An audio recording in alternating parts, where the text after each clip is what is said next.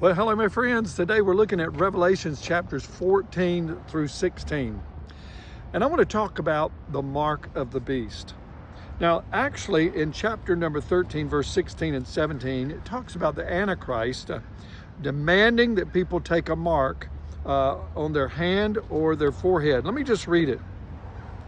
In verse 16 of chapter 13, and he causeth all, both small and great, rich and poor, free and bond, to receive a mark on their right hand or in their forehead, that no man might buy or sell, save he that had the mark or the name of the beast or the number of his name, which that number is 666. We read that in verse 18.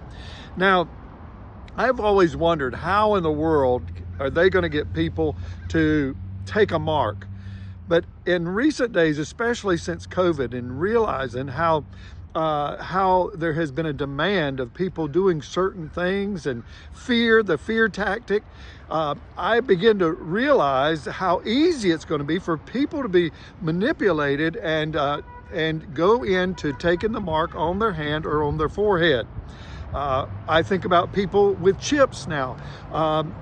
We've heard in businesses that have required all of their employees to put chips under their skin to carry all of their pertinent information. Credit cards, I've read this, where people put credit card information with a chip under their skin. So we can see how this mark is going to take place. Well, in chapters 14, 15, and 16, again, it mentions those who take the mark. It's a dangerous thing.